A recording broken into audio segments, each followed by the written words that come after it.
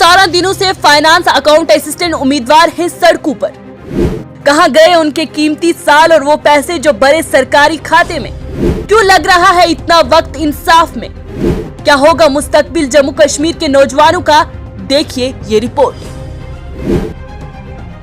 Finance account assistant के उम्मीदवारों ने लगातार 17वें दिन भी अपना एहतजाज जारी रखा हुआ है। मुंतखब उम्मीदवारों की एक बड़ी तादाद प्रेस क्लब जम्मू और प्रेस कॉलोनी श्रीनगर के बाहर जमा होकर अपनी सिलेक्शन लिस्ट के हवाले से अपना मुतालबा उठा रही है। इस मुजाहरे के दौरान उम्मीदवारों के हाथों में प्ले कार्ड्स भी देखने को मिले, जिन पर रिप हार्डवर्क और हमारे करियर को बर्बाद करने का शुक्रिया जैसे नारे दर्ज थे। मुजाहिरीन सड़कों पर इसलिए हैं क्योंकि FAA के लिए भर्ती का तकरीबन पूरा अमल मुकम्मल हो चुका है और अब वो इसे खत्म करने की बात कर रहे हैं।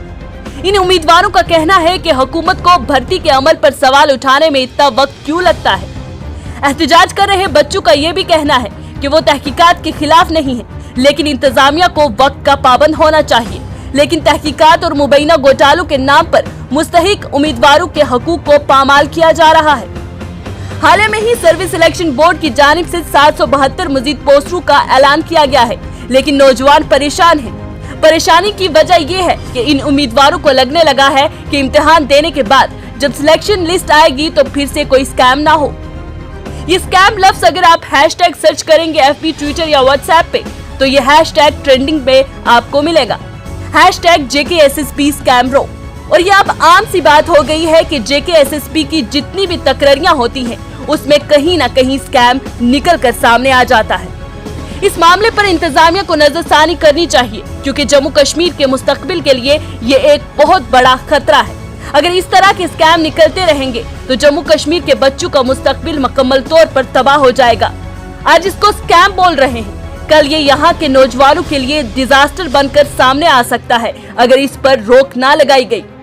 कुछ अरसे पहले सरकारी सर्वे के मुताबिक गैर शादीशुदा नौजवानों की एक रिपोर्ट सामने आई थी, जिसमें तमाम रियासतों और मरकज के जेरे इंतजाम इलाकों में जम्मू और कश्मीर में 15 से 29 साल की उम्र के अंदर 29.1% गैर शादीशुदा अफराद का सबसे ज्यादा तनासिब है।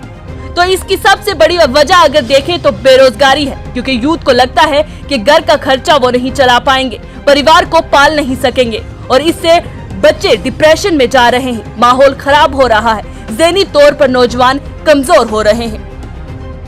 रोजगार की खोज में, गलत आदतों में या परेशानी के आलम में गलत सोहबतों और कामों में मुब्तला हो सकते हैं और हो भी रहे हैं। आधी से ज्यादा हमारी यूथ मंशियात में लगी हुई है, जिससे मुस्तकबिल मुकम्मल तौर पर अंधेरे में गिरा नजर आ रहा है। तो ऐसे में इसकी जिम्मेदारी कौन उठाएगा? कौन जिम्मेदार होगा इस सब का? सवाल तो सरकार पर उठेंगे, उस एजेंसी पर उठेंगे जो सरकारी नौकरियों की तकरारियां करती है। सरकार को चाहिए कि इस तरह के मामलात जिसमें बच्चों की जिंदगियों के साथ खिलवाड़ हो रहा है, ये तबाही कुन मंजर सामने आते हैं, उन पे कार्रवाई की जानी चाहिए। हाई लेवल प्रोब बिठाना चाहिए और जो भी JKSSP के मेंबरान हैं, चाहे चेयरमैन है, आला अफसरान, जो भी इन इम्तिहानात को कंडक्ट करते हैं, जो एजेंसीज सरकार की तरफ से आउटसोर्स किया गया है एग्जाम्स लेने के लिए, उन तमाम के खिलाफ तहकीकात होनी चाहिए और शफाफियत के साथ चलना चाहिए, जिसमें बच्चों का मुस्तकबिल सिक्योर हो। और जैसे JKSSP की जानिब से कल भी 772 पोस्टें निकाली गई हैं, उसकी क्या जिम्मेदारी है कि उसमें भी शफाफियत और मुंसफाना तौर पर अमल किया जाएगा। अगर उसमें स्कैम निकल आता है तो बच्चों की मेहनत को जाया कर दिया जाता है, तो उसके लिए जिम्मेदार कौन होगा? LG इंतजामिया को इस पर कड़ा नोटिस लेना चाहिए। अगर ये उम्मीदवार 17 दिन से सड़कों पर बैठे हैं तो क्यों बैठे हैं? इनके साथ इंसाफ होना चाहिए और आगे कोई भी अफसर किसी भी स्कैम में शामिल ना हो, इसका ध्यान रखना जरूरी है। जबकि सरकारें वादे और दावे करती हैं कि मुल्क या रियासत करप्शन फ्री होगी, लेकिन नया ट्रेंड जो UT जम्मू कश्मीर में देखा जा रहा है वो स्कैम ही है। जो भी रिक्रूटमेंट होती है उसमें आखिरकार स्कैम निकल ही आता है। बात अगर JKPSI के इम्तिहान की करें तो उसमें 1200 पोस्टों के लिए 1 लाख से ज्यादा बच्चों ने फॉर्म भरे थे, जिसमें अपियर हुए उम्मीदवारों का डेटा अगर देखें तो करीबन 97,000 के करीब आता है। JKPSI के फॉर्म की फीस 500 रुपए रखी गई थी, तो मतलब 1 लाख से ज्यादा बच्चों ने ये फॉर्म भरे थे, तो सरकार के खाते में इन नौजवानों की तरफ से 50 लाख से ज्यादा रुपए गए हैं। और वहीं अगर फाइनेंस अकाउंट असिस्टेंट की बात करें तो 972 पोस्टों के लिए तकरीबन इसमें भी 1 लाख बच्चों ने हिस्सा लिया था। तो ऐसे में जो गरीब तबके के लोग हैं वो हर बार पैसे भरते हैं। वो पैसे कहाँ जाते हैं? जो इतनी मेहनत करते हैं, अपनी जान तक लगा देते हैं, लेकिन जब नतीजा आता है तो उनकी ये सारी मेहनत उनके मुंह पे मार दी जाती है। सर इसी उम्मीद में बैठे हुए हैं कि हमारी जो सिलेक्शन लिस्ट है, फाइनेंस अकाउंटिंग सिस्टम की सिलेक्शन लिस्ट है, उसके साथ जो है कुछ भी ये नहीं करेंगे, मतलब ऐसा स्क्रैप वगैरह कुछ नहीं होगा सर, बिकॉज इसमें कुछ ऐसा है भी नहीं। हम लोग जो है, हम लोगों की सर 90% जो रिक्रूटमेंट का प्रोसेस है वो कंप्लीट हो चुका है। हम लोगों की जो है डॉक्यूमेंट वेरिफिकेशन तक हो चुकी है। अब सिर्फ हमारी जो है फाइनल सिलेक्शन लिस्ट आनी थी। तो सर उससे पहले क्या होता है कि एसआई का रिजल्ट हो जाता है और उसमें जो है कुछ उस एग्ज़ाम को जो है स्क्रैप कर दिया जाता है। तो सर सोशल मीडिया पे कुछ नैरेटिव चलाया जाता है जिसमें बोला जाता है कि अगर जो है एसआई और इसको फाइनेंस अकाउंट असिस्टेंट को लेने वाली एजेंसीज और कंपनी से भी, तो अगर एक पेपर में स्कैम हुआ है तो ऐसा कैसे हो सकता है कि दूसरे पेपर में जो है स्कैम नहीं है। तो सर इसमें मैं बोलना चाहूँगी कि ऐसा कुछ भी नहीं है, मतलब सिर्फ बच्चों के जो है एकेडमिक मार्क्स को जो है कंपेयर करके जो है हम लोगों को जो है जज किया जा रहा है। यहाँ पे जितने भी स्टूडेंट्स बैठे हुए हैं सारे के सारे मेरिटोरियस हैं और हम लोग जो है यही वेट कर रहे हैं कि हम लोगों के साथ जो है कुछ भी इनजस्टिस ना किया जाए। ऐसा कुछ भी नहीं है। हमें अभी तक तो किसी भी पॉलिटिकल पार्टी से या फिर एडमिनिस्ट्रेशन की तरफ से कुछ भी ऐसा हमें एश्योरेंस जो है, स्पोर्ट तो दूर की बात है, अभी हमें कुछ एश्योरेंस भी नहीं मिला। तब तक यहाँ पे बैठे रहेंगे जब तक कि हमें जो है एक ऑफिशियल एश्योरेंस ना दिया जाए कि आप लोगों की सिलेक्शन लिस्ट के साथ कुछ भी नहीं किया जाएगा। जिस दिन हमें एश्योरेंस मिल जाता है हम लोग उसी दिन जो है यहाँ से उठ जाएंगे। सर जिस टाइम पे हमने फॉर्म फिल किए थे उससे पहले काफ़ी टाइम तक वैकेंसीज नहीं आई थी,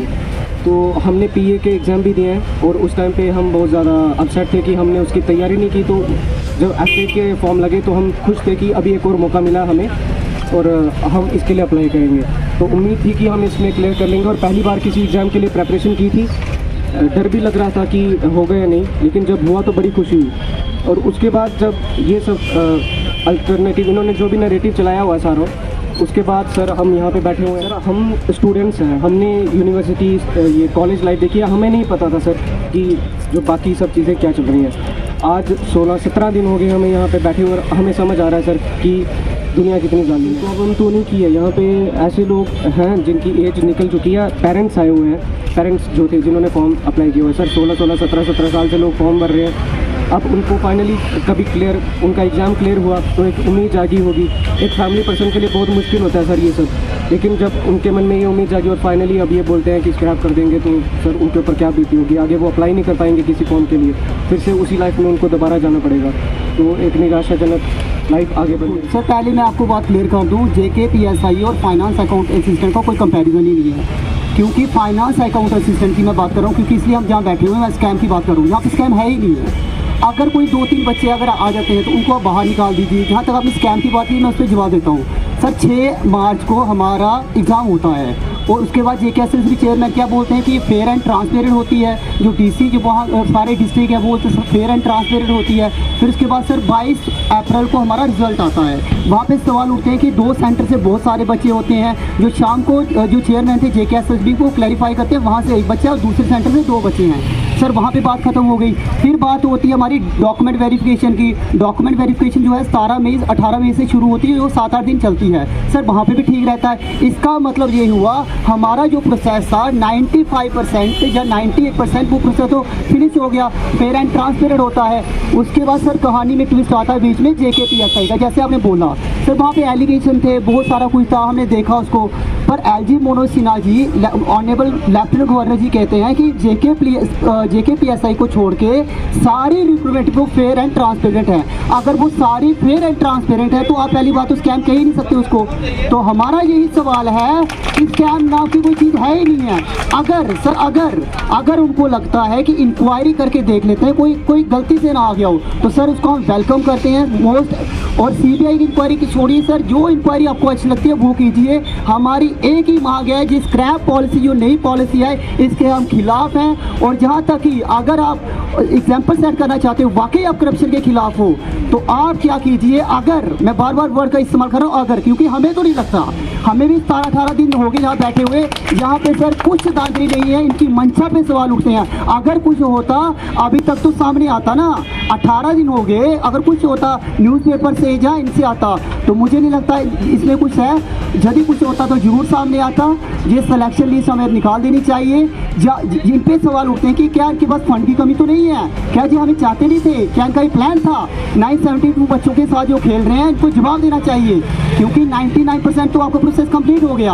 आप भी सवाल उठते हैं कि अगर कुछ हुआ है तो आप कहाँ थे, आपने कैसे कह दिया trans and fair and transparent है। तो मैं यही कहना चाहता हूँ स्कैम नाम की कोई चीज़ नहीं है। और सर फिनिश करता चाहता हूँ अपनी बात को, अगर ये सोच रहे कि स्क्रैप पॉलिसी से मोटिवेट कर रहे हो, करप्शन को बचा रहे हैं, सर करप्शन को बचा नहीं रहे, ये करप्शन को कवर कर रहे हैं। अगर ये फिल्टर करते हैं, जो गंदे काम करते हैं वो बाहर आएंगे, और जो बाकी बच्चे जो तैयारी कर रहे हैं BLW या बाकी एग्जाम की, उन्हें मोटिवेशन लाएगी ताकि उनकी मेहनत बेकार ना जाए। अगर ये स्क्रैप पॉलिसी चलती रहेगी तो क्या मोटिवेशन लेकर वो पढ़ेंगे, मुझे बताइए। तो हमें एश्योरेंस तो डिपार्टमेंट की तरफ से ही मिलेगी। हम डेलीगेशन हमारा JKSSB ऑफिस भी गया था, उन्होंने तो यही बोला है कि इसमें कुछ ऐसा कुछ है ही नहीं है, या तो ये अभी प्रोब चल रहा है ये वगैरह, ये उन्होंने यही बोला था। बट हम ये चाहते हैं अगर तो इसमें कुछ आपको दिखता है तो सबसे पहले तो उन ऑफिशियल के खिलाफ कार्रवाई होनी चाहिए जिन्होंने ये चीज़ की है। बिकॉज बच्चा तो सिर्फ बच्चे का काम क्या, फॉर्म भरना और तैयारी करना, बच्चे का काम यही है। बच्चा ये या जो भी मतलब इन एक्टिविटीज़ में इंडल्ज नहीं होता है, अगर ऑफिशियल्स इनमें इन्वॉल्व हैं तो उनके खिलाफ सख्त कार्रवाई की जाए, ना कि हमारे जो हार्डवर्किंग कैंडिडेट्स हैं उनके खिलाफ मतलब कार्रवाई हो।